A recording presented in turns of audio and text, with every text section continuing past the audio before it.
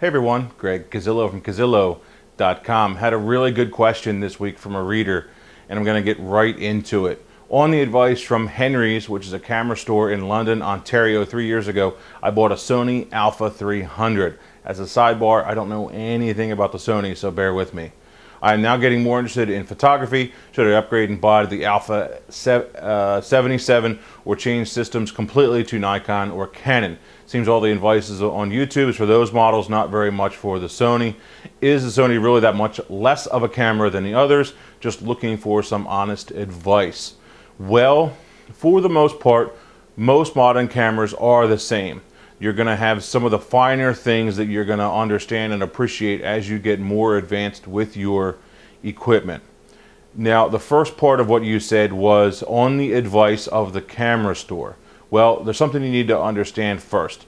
The camera store or the camera salesperson is out for themselves. There's something called a spiff or a spiv, which nobody seems to know where that term came from, which is basically a bonus of say 10, 15, 20, 30, maybe $50 for that salesperson to sell one camera, one model, one brand over another. I remember back in the day when I worked in a camera store 15 years ago, 16 years ago, there were plenty of spiffs on the Nikons and none on the Canons, and then it switched, and so you were selling one versus another. And so that happens a lot. They are out to sell the equipment and to make money. Those spiffs or those $20, $30, $50, that's on top of the 1% to 2% that they're getting as a salesperson for what they sell. That's that's an advantage for them to sell that, and they make more money. So in my opinion, when you're going into a camera store, you should already know what you want to buy or have a very close idea of what you want to buy, and then you're going to get down to some of the finer points of comparing those two things and try out a lens on one thing versus another, and then figure out what you're going to buy that way. I don't think it's a good idea to let the salesperson sway you one way or the other because of that spiff reason, and they're not transparent with that unless you ask the guy, hey, are you making more money on one versus another? You know, that if you want to say that, if you want to ask that, go ahead, be my guest, but doesn't mean that you're going to get an honest answer. So keep that in mind.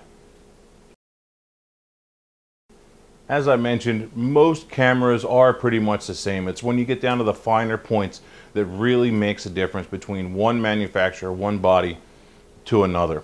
There's always going to be a feature in one versus another that might be better here or there. That's what they do. Competition is a good thing in the market. But here's why I choose Nikon, and here's why I've stuck with Nikon over the years, and I don't see myself switching anytime soon. First, Nikon has had a huge leg up ever since the D3 came out over 4 years ago on high ISO. High ISO is the new megapixel race. It's the new say, yeah, we have a higher, better quality ISO, yada, yada, yada, rather than, yeah, we have a higher megapixel, yada, yada. So it is the new race as far as cameras are concerned to get the best quality as high of an ISO, shooting in the lowest light as possible, which is great for us. We need much higher ISO and better quality and higher ISO, a lot more than we need super high 20, 30 megapixel images, in my opinion, in the way that I shoot. I've shot 12, 10 megapixel cameras for a long time. I've printed huge billboards, huge prints, 60-inch prints, 6-foot prints, huge stuff without issue from a 12 megapixel camera, from cropped. I've made entire billboards from a third of an image from a D200 Nikon, and that was 3 years ago, 4 years ago, something like that. So it's not always about the megapixels. It's all in getting the good exposure first and then processing it right later. Next point, Nikon has a big up on focus, and they have for a number of years. Their focus accuracy and quality has been awesome and still is awesome. So take that into account. It's just good. It's perfect. I know a couple pros that have switched. One guy had issues in the past where his Canon lenses would keep on going out of focus, out of calibration. He would keep sending them in, and it would just have an issue and keep on having issues one after another. And he just finally said, forget it, I'm going to stop spending money on it. All right, so One other thing, I prefer the Nikon skin tone. I don't like the way the Canons look in their skin tones, so I shoot Nikon. That's another big thing to me. Last thing is really, Nikon is a camera and lens company. That's their primary focus. That's what they make. That's what they put their name on. Canon, on the other hand, is a printer, copier, scanner, lens, camcorder, and calculator company. So that, you know, they make tons of all this stuff, and they're this huge monolithic manufacturer, and I believe that makes them lose focus with certain things, whereas Nikon can stay focused with their certain pieces, with their cameras, and I think it's overall it's a much better way to go and a much better way to run a company. So what really matters when you're going to buy a camera, or if you're considering switching from one brand to another? Well, first thing is price and budget. That budget that you need to be thinking about needs to include your lenses and your accessories, your strobes, that kind of thing. You have to, those are things you have to have, and you always want to err on the side of the quality of the lenses rather than the higher end body.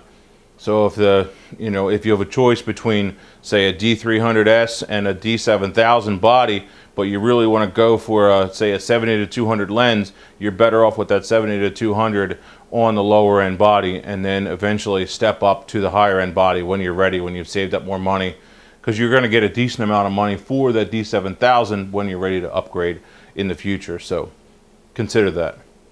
Next, have you outgrown your current body? What doesn't it do? And you should actually make a list of these things. What does it do? What doesn't it do?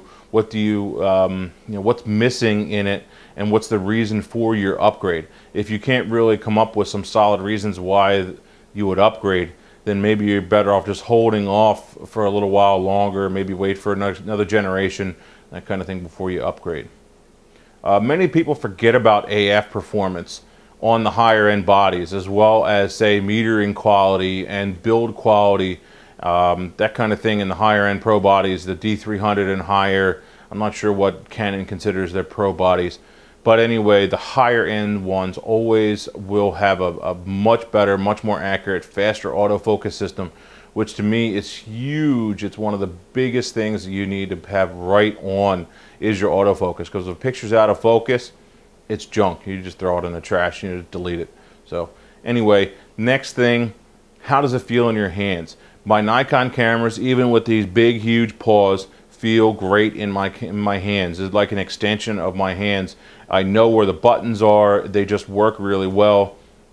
There's even little things on the Nikons like an angled button. Some of the buttons are the front and rear wheels for the aperture and the shutter in the back. Those wheels are actually angled slightly just so that it makes it easier for your hands.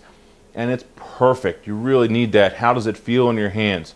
One other thing that I totally don't understand is the Nikon, or the Canon wheel. Don't understand it, never did understand it. I love to be able to hand my camera off to one of my clients and say, here, hit this button and this button and this button, and you can scroll through the photos. It makes it super easy, and there's left and right on the multi-selector, and turn the screen on if it turns off. That's it. It's super, super simple. That's the way it should be. Another thing with the pro bodies is that when you have a higher end pro body, you end up with more buttons, for a dedicated button for, say, ISO, which is awesome. Makes a huge difference, makes it a lot quicker rather than going all the way into the menu to change your ISO in a lower end body. Speaking about price, something I forgot to mention is if you can often get a really good deal if you buy something locally, say on Craigslist, that kind of thing. If you have a local kind of Craigslist, or maybe even eBay.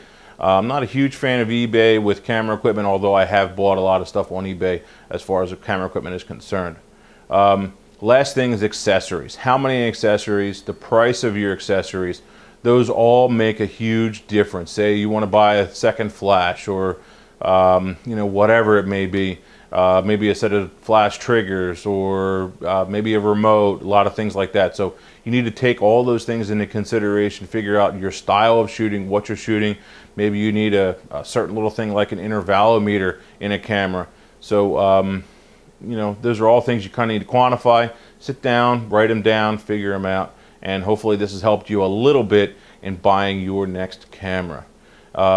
If you do want to buy another camera, head over to my support link on the website. Go to the Amazon box, buy it from there. You will help to support the site, and so I can keep on bringing you great videos like I have. And by the way, this is my 100th video. Thank you guys very much. Really appreciate it. In the meantime, comments, questions, love to hear them. Greg Cazillo, Cazillo.com. Keep shooting. See ya.